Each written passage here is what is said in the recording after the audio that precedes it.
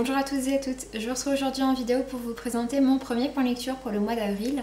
Le mois d'avril commence plutôt bien au niveau des lectures, pour l'instant j'ai lu déjà pas mal de romans et du coup je viens aujourd'hui pour vous présenter mes 5 premières lectures. Je vous parlerai donc dans cette vidéo tout d'abord du roman Une braise sous la cendre de Sabaa Tahir, puis de Harry Potter et les reliques de la mort de J.K. Rowling. Ensuite je vous parlerai de The Fire de Brittany Seccheri, puis de Jim Fish de Christopher Hope, et enfin je terminerai avec Hors champ de Chiara Carminati. Je vais donc attaquer tout de suite avec Une braise sous la cendre de Sabaa Tahir, publié donc chez PKJ. C'est un roman dystopique qui est sorti en 2015 et qui avait pas mal fait parler de lui. Depuis sa sortie en fait, il continue je trouve à pas mal faire parler de lui. Et du coup ça m'avait intriguée, ça m'avait donné envie de le lire, surtout que c'était une dystopie qui était quand même classée comme étant parmi les meilleures dystopies qu'on puisse trouver. Donc voilà, moi qui aime beaucoup le genre mais qui commence un peu à m'enlacer parce que je trouve qu'il y a trop de schémas répétitifs, j'étais du coup curieuse de voir ce que donnait celle-ci, et même si je n'en lis plus énormément, celle-ci j'avais envie de la lire. Donc j'ai pas mal fait traîner ça, mais finalement je l'ai lu dans le cadre du book club organisé par Patatras, même si je l'ai lu genre le tout dernier jour. Mais voilà. Du coup, c'est donc une dystopie dans laquelle on va suivre deux personnages principaux, Laia et Elias. Laia est une esclave alors que Elias est dans l'école de formation qui forme les soldats de l'Empire. Sauf qu'en fait, contrairement à d'habitude, Elias, donc, qui est le personnage issu des castes aisées, sait dès le départ qu'il veut déserter, qu'il en a marre de sa formation, il trouve beaucoup de défauts, il trouve qu'il y a beaucoup d'injustices, il y a beaucoup de choses qui lui plaisent pas du tout, qui sont trop violentes notamment pour lui, et donc voilà, il a décidé qu'il allait déserter. Je vous spoil pas du tout, hein, c'est dans le tout premier chapitre où on suit Elias. Et Laia, de son côté, donc du coup c'est une érudite et du coup une esclave. Elle n'a pas spécialement de grand élan révolutionnaire en elle, c'est juste qu'elle a envie d'avoir sa vie tranquille avec sa famille, sauf que cette tranquillité qui était déjà un petit peu... Enfin, qui déjà était pas dingue vu qu'elle était esclave, va être mise en péril par un incident, et donc en fait elle va tout faire pour essayer de sauver son frère, et du coup ça va l'amener à du coup à s'allier avec les révolutionnaires, etc., avec les rebelles, mais pour autant elle-même elle n'est pas spécialement en prise d'une grande idée rebelle. Donc voilà, du coup de ce côté là ça change un petit peu de ce qu'on peut voir d'habitude. C'est un roman qui est assez actif, il se passe pas mal de choses dedans, pas mal de situations, et pas mal de situations auxquelles on ne s'attend pas forcément. Les personnages, on en rencontre beaucoup, il y en a pas mal qui sont attachants, mais c'est vrai surtout Elias et Laia. Surtout Elias je trouve, qui est quand même un bon personnage il faut dire. Donc voilà, j'ai vraiment bien aimé ce premier tome, ça met quand même bien dans l'ambiance, il se passe pas mal de choses à l'intérieur, c'est pas juste un tome introductif, c'est un tome déjà bien rempli au niveau de l'histoire. Le tome 2 est du coup sorti en fin d'année dernière, du coup je suis curieuse de voir ce que va réserver ce tome 2, il faudra que je le lise. Après, malgré ça, même si mon avis est du coup vraiment positif sur ce roman, j'ai un tout petit bémol, c'est que même si je l'ai lu il y a seulement une dizaine de jours, je commence... c'est déjà un roman qui... c'est pas que je l'oublie, mais en gros, c'est pas un roman qui m'a marqué. Il m'a beaucoup plu sur le moment où je l'ai lu, je me suis dit, ah franchement ça y est, j'ai enfin trouvé une dystopie que je trouve vraiment chouette, et puis finalement, déjà quelques jours plus tard, j'en garde pas le même souvenir, donc bon, je regrette un peu ce côté... péremptible si on peut dire ça, mais pour autant c'est un roman que je vous recommande à fond si vous aimez la dystopie, et si comme moi vous aimez la dystopie mais que vous en avez un peu marre de ce qui est répétitif, je vous conseille quand même d'aller voir de ce côté, ça pourrait vous plaire, c'est pas encore le truc idéal mais c'est pas mal. Du coup je lui ai mis la note de 16/20, ce qui est quand même une très bonne note. Ensuite, j'ai donc lu Harry Potter et les reliques de la mort de J.K. Rowling, même si en fait je l'ai lu sur une période assez longue, puisque c'est quand même un bon pavé. Donc voilà, je ne l'ai pas lu d'un seul coup, je l'ai lu en un peu plus dispersé. Mais donc pour ceux qui ne le savent pas, c'est la première fois que je lis les Harry Potter.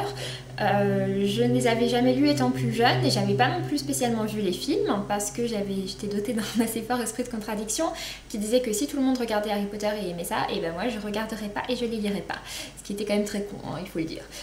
Du coup, mon copain étant un gros Potterhead, j'ai fini par voir tous les films et par les aimer et du coup je me suis dit que j'allais lire les livres et je me sens très bête de ne pas avoir lu les Harry Potter plus jeune parce que je trouve que les livres méritent vraiment leur réputation et j'aime beaucoup.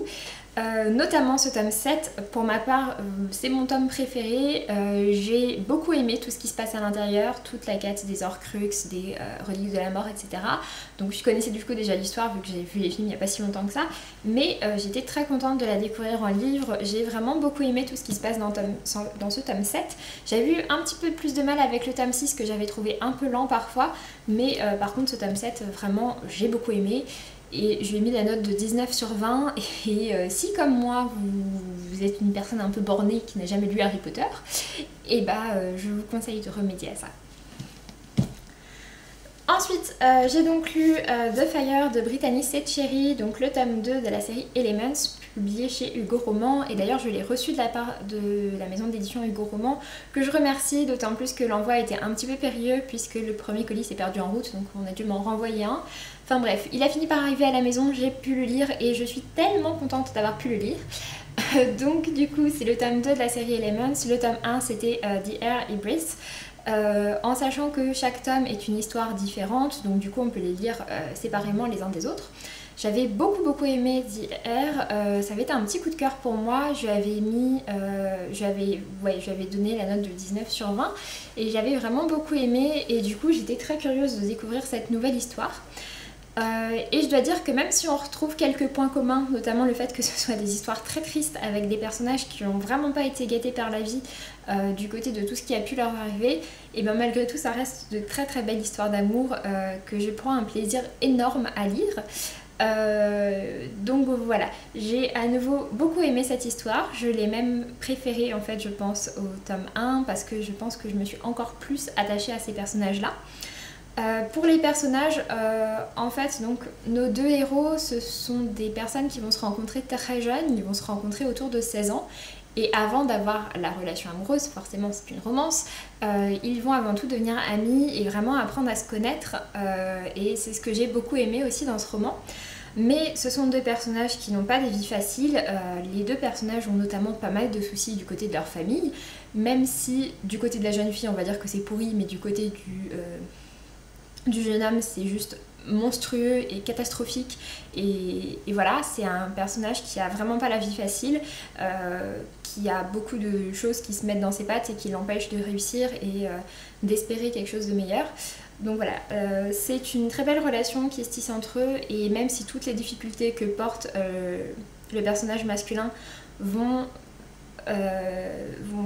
parfois porter préjudice à leur relation, il n'en reste pas moins qu'ils ont une très belle relation et que pour moi ça a été un énorme plaisir à lire. J'ai énormément pleuré en lisant ce livre, mais je vous le recommande vraiment. Je lui ai donc mis la note de 19 sur 20 et j'ai très hâte de lire The Silent Waters qui doit sortir normalement en juin et qui sera donc le tome 3 de cette série. Ensuite, j'ai donc lu le roman de Jim Fish de Christopher Hope, publié chez Piranha. C'est un roman que j'ai reçu en service presse, c'était la première fois que je recevais un roman Piranha, donc je les remercie pour ce service presse. Et je vous laisse admirer cette couverture, je sais pas si vous verrez bien avec les reflets, enfin elle est juste super belle. C'est un roman qui parle d'un jeune homme qui est sud-africain. L'histoire se passe en grande partie en Afrique du Sud et l'auteur est lui-même sud-africain.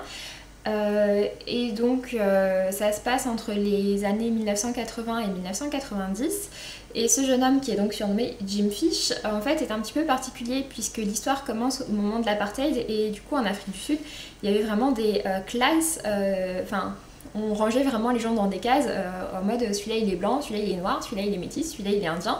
Sauf que Jim Fish il est albinos, donc c'est un noir mais albinos et puis en plus de ça en fait on sait pas du tout d'où il vient, il est arrivé dans le village et donc du coup au moment où ils ont dû définir quelle était sa case, et bien ils ont eu un petit peu de mal et donc du coup c'est un personnage qui est toujours resté un peu en marge.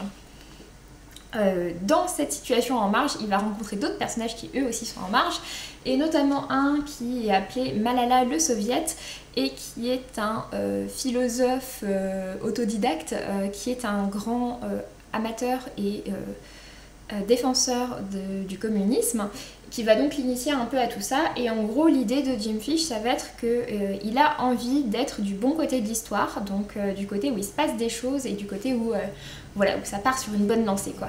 Sauf que pour ça il va pas mal voyager, et en fait en gros Jim Fish va se retrouver à plein d'endroits pour des éléments clés historiques et politiques également. Pour vous donner un exemple, il va se retrouver à côté de Tchernobyl peu après l'explosion de la centrale, il va se retrouver à Berlin au moment de la chute du mur, enfin, etc. Et donc des événements surtout en Europe de l'Est et en Afrique. Et donc en fait on le suit à travers tous ces éléments, mais qui s'enchaînent vraiment d'un chapitre à l'autre parfois, et c'est...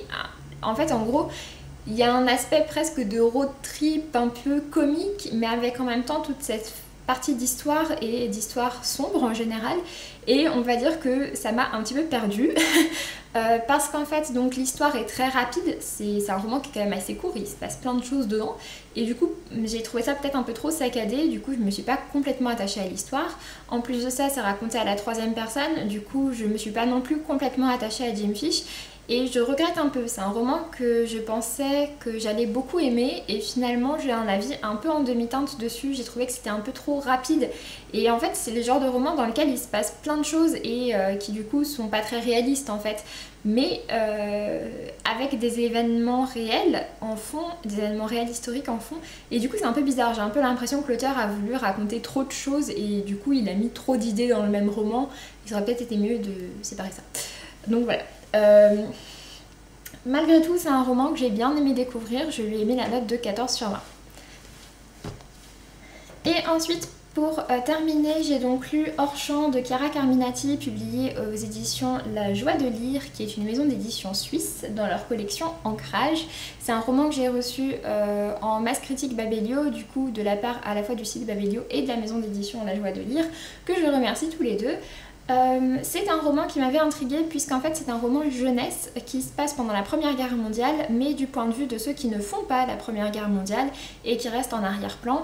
L'auteure est italienne, et on suit donc une famille italienne qui à la base travaillait en Autriche, qui a dû rentrer en Italie au moment de la guerre. Et en fait donc voilà, on a tous les différents rôles que vont jouer dans la guerre les membres de la famille. On suit essentiellement une adolescente, donc Yolanda, mais on voit également comment les hommes de la famille partent à la guerre. Sa mère va se retrouver dans certaines histoires par rapport à la guerre, comment elle et sa sœur vont devoir s'en sortir dans cette Italie qui en plus parfois est occupée, etc. Donc voilà, c'est un roman du coup historique que pour ma part j'ai vraiment bien aimé. Je trouve qu'il change pas mal de ce qu'on peut voir en roman historique, puisqu'on n'est pas donc du point de vue de la guerre. En plus de ça, c'est sur la Première Guerre mondiale. Les romans sur la Première Guerre mondiale sont un peu plus rares que ceux sur la Seconde. Enfin bref, en tout cas pour ma part ça a été plutôt une bonne découverte. Je connaissais pas du tout ni l'auteur, ni la maison d'édition, ni quoi que ce soit. Et j'ai plutôt bien aimé. Si c'est un thème qui vous intéresse, je vous recommande d'aller voir du côté de ce petit roman. C'est un roman assez court, mais qui est bien écrit et qui pour le coup a une intention qui est assez claire et qui est bien exploitée. Par rapport justement à Jim Fish que je vous disais juste avant, Jim Fish c'est un roman qui part un peu dans tous les sens. Celui-ci est plus structuré et montre vraiment ce qui se passait à une époque précise. Pour ma part j'ai vraiment bien aimé, et du coup je lui ai mis la note de 16/20. Sur ce, j'en ai donc fini avec cette vidéo. Je vous dis donc à très bientôt, et puis d'ici là faites de belles lectures. Salut!